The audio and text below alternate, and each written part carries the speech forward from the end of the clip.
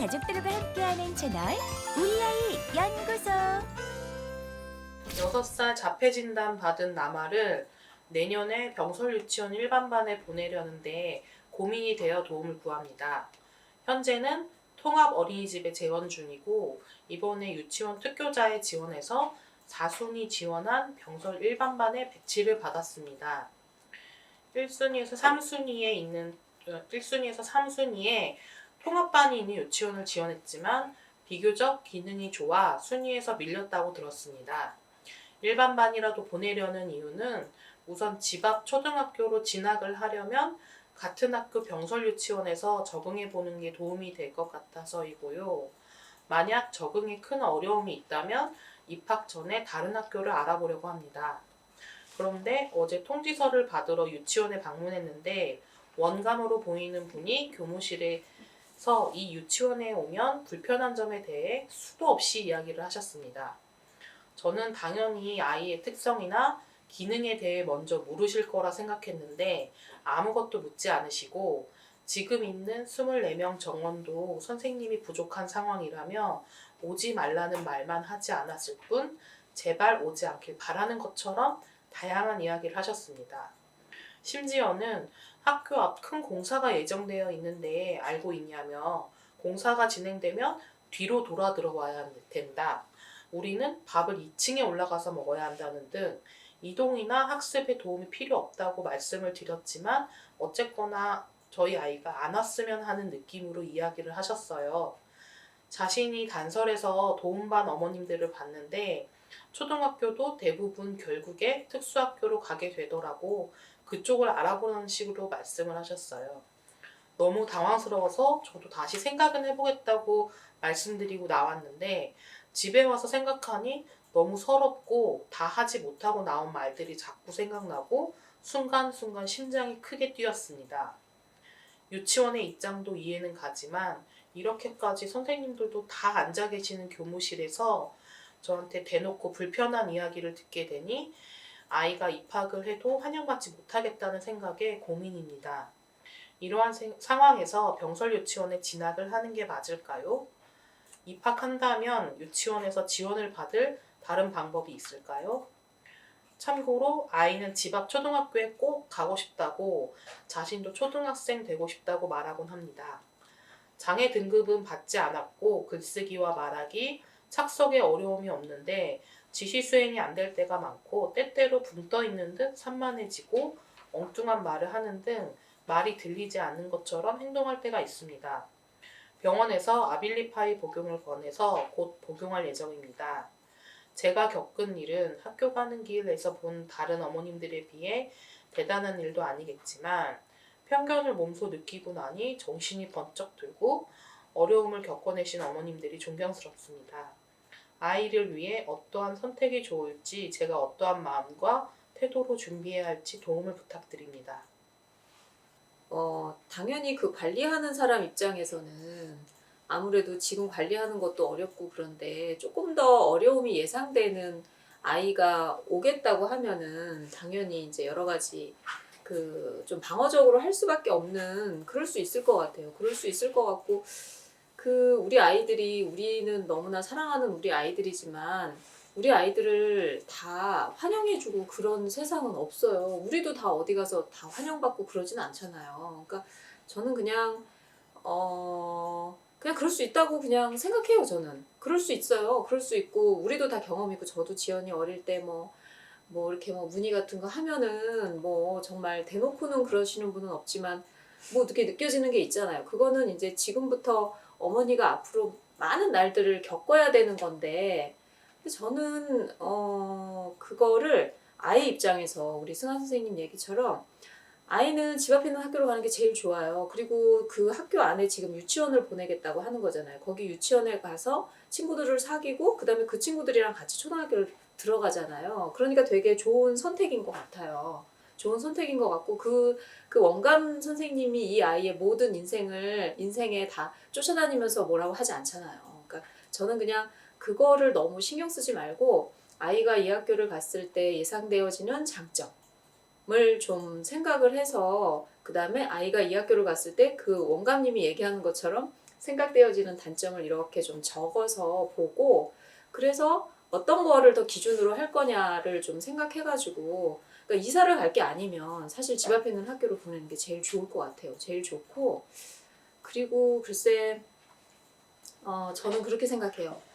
어느 이렇게 뭐지 우리가 애들을 키우면서 항상 뭐 어디 교육기관이나 뭐 이런 데 가면은 사실은 막 그렇게 환영하는 그런 곳은 많이 없어요. 많이 없는데 그리고 이 또 그 우리를 상대하는 사람들 입장에서는 그런 경험들이 되게 많으신 것 같아요. 그러니까는 아이도 조금 특별한 아이인데 엄마도 조금 의사소통이 잘 안 되거나 여러 가지 그러니까 그냥 이 선생님들이 봤을 때 엄마도 좀 일반적인 그런 어떤 어머님들은 아닌 어머님들이 많이 계시다 이렇게 막 생각해서 더 또 막 이렇게 부정적으로 그렇게 하실 수도 있는데 아니 뭐 처음에는 원감님이 그랬는데 다니다 보니까 어머 아이도 생각보다 굉장히 친구들이랑 잘 어울리고 생활도 잘하고 어머님하고도 뭔가 의사소통할 일이 있을 때 의사소통도 잘 된다. 그러면 오히려 처음에는 굉장히 걱정하다가 오히려 더 정말 긍정적으로 바뀔 수 있으면 그러면은 더 좋잖아요. 그러니까 너무 그냥 개의치 말고 그냥 저는 그냥 가셨으면 좋겠어요. 그리고 아이가 어쨌든 의사가 명확하네. 그 학교 가겠다고 하잖아요. 그러면은 아이 의사를 존중해야 되고 그리고 이제 혹시 그럴 수 있어요. 그러니까 지금은 보니까 아이가 착석이 잘 되고 글쓰기와 말하기 이런 것들이 된다고 하는데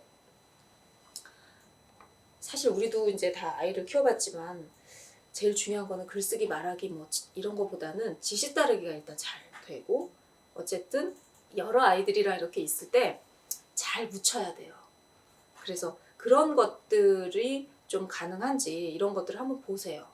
그러니까 이제 유치원 1년 한 다음에 학교를 가야 되려면 그 유치원하고 학교는 완전히 달라요. 다르니까 글쓰기 말하기 이런 거 물론 중요한데 정말 선생님이 어떤 지시를 했을 때 그런 것들을 눈치껏 친구들이랑 이렇게 있을 때 눈에 띄지 않고 잘 따라갈 수 있는 아이인지 그리고 그렇게 실제로 하는지 이런 것들을 좀 중심으로 해서 좀 보고 그렇게 계획을 하면 연습을 하면 좋을 것 같아요. 사실 글쓰기 말하기는 이제 뭐 7살짜리 아이한테는 그거보다는 그리고 관리하는 사람 입장에서는 어쨌든 그거보다는 이 아이가 그냥 보편적인 아이들 틈에 있을 때 눈에 띄지 않는 거가 더 중요하거든요. 그래서 그런 걸 한번 보고 이제부터 시작이니까 너무 그 사람들이 얘기하는 어떤 그런 거에 물론 그러니까 흔들리지 않을 수는 없어요. 저도 막 이때 이랬어요. 막 잠도 안 자고 뭐 맨날 울고 어떡하냐 막 맨날 이러고 그랬는데 이제 계속 이렇게 연습해야 돼. 연습을. 계속 저 사람이 우리 아이와 나를 싫어하지 않을 수 있다. 너무 당연하다. 아니 뭐 너무 당연하다는 좀 그렇지만 어쨌든 그럴 수 있다라는 걸 계속 좀 연습을 해야 돼요. 진짜 근데 원감 선생님 같은 경우 진짜 저도 마찬가지거든요. 담임 선생님도 아니시고 근데 뭐 우리가 흔히 말해서 맨날 뭐 그 기관장의 마인드가 중요하다 맨날 그런 얘기를 하는데 원감 선생님도 꽤나 높으신 분이잖아요. 그러니까 이런 마인드를 가지고 있다고 하면 이제 앞으로 내가 이제 이 기간을 보낼 때 굉장히 많은 에너지가 소모가 되겠다. 그리고 많은 상처가 되는 방금도 좀 너무 속상했던 게 교무실에 다른 선생님 다 듣는 데서 환영받지 못하는 그런 거를 어떻게 그런 메시지를 그렇게 해주셨다고 하니까 너무 무례하다라는 또 생각도 들어요. 근데 어찌됐든 근데 보내게 되면 제가 알기로는 특수교육 대상자는 요구할 수 있어요. 만약에 지금 그래서 배치를 먼저 하는 거거든요. 일반 비장의 아이들보다 먼저 배치를 하게 되는 게 이런 학급 같은 게 필요하다면 개설할 시간이나 여지를 주는 거예요. 학교에도 마찬가지로. 왜냐하면 내년 3월이면 어쨌든 지금 배치를 하면 한 5개월 정도가 이제 남은 건데 뭐 어머니가 어떻게까지 요구할 수 있는 분이냐 아니면 에너지를 쓰실 수 있는 분이냐에 따라서 강력하게는 난 우리 아이는 특수교육 대상자이기 때문에 특수교육을 정당하게 받을 수 있을 만한 여건을 조성해라 막 강력하게 얘기하실 수 있고, 그렇지 않더라도 그냥 만약에 생활해보고 일반 반에서도 잘 지낼 수 있을 것 같은데, 그리고 지금 있는 기관 특수교사랑 상담해보는 것도 되게 좋은 것 같아요. 그냥 되게 허심탄회하게 우리 아이가 이렇게 됐는데 선생님이 보시기에 우리 아이가 만약에 특수교사 선생님도 없고 일반 유치원에서 적응하는 게 어느 정도 어려움이 예상되나요? 그리고 예상되는 어려움이 어떤 게 있을까? 지금 생활하는 면에서 좀 해서 어머니도 미리 좀 준비를 하시고, 제가 알기로는 그리고 개별반이 없으면 특수교육지원센터에서 특수교사를 개별반이 없는 그 기관에 파견을, 그러니까 순회교육이라고 해서 그 아예 그 특수교사가 안 오는 건 아니고 어떤 그 관리 틀 안에는 있어요. 학급이 개설되면 가장 베스트겠지만, 예를 들면 막상 다녔는데 특수교사 없이도, 예를 들면 저는 실제로 그런 경우 있었어요. 저희 아이 그 보냈던 그 기관 중에 특수교사보다 오히려 훌륭한데? 하는 진짜 일반교사도 진짜 많았거든요. 맞아. 그리고 저희 아이가 오히려 더 잘 따르는 일반교사 선생님들도 계셨어요. 그렇다 보니까, 그리고 아마도 이건 저희의 항상 바람이지만, 어머니한테 포기하라는 사인은 좋은데 포기하지 않을 경우 기관에서는 어떻게 됐든 준비를 해요. 왜냐하면 진짜 이제는 좀 이제 굳은 살이 배겨서 이런 경우를 당하면 저는 이제 속으로 그런 거예요. 보내고 나면 니네가 힘들지 내가 힘드냐? 약간 이런 느낌이 있어요. 나는 그냥 존버만 하면 돼. 힘든 건 너희 몫이야. 난 어떤 순간이 와도 난 존버를 할 거야. 학부모 예를 들면 정말 최악의 경우까지 그려보는 거예요. 저는 다른 어떻게 우리 아이가 누굴 때려서 그 학부모가 나를 나가라고까지 한 상황을 만들어도 나는 존버를 할 거야 라는 마음을 장착하고, 그거에 대한 대안은 기관에서 마련하는 게 맞아요. 사실 어머님이 물론 기관에서 너무 소극적일 경우에 부모가 발빠르게 알아봐서 이런 거 저런 거 하는 게 좀 윤활제는 될 수 있겠지만, 결국은 힘든 건 본인들이기 때문에 다 대안을 마련할 거예요.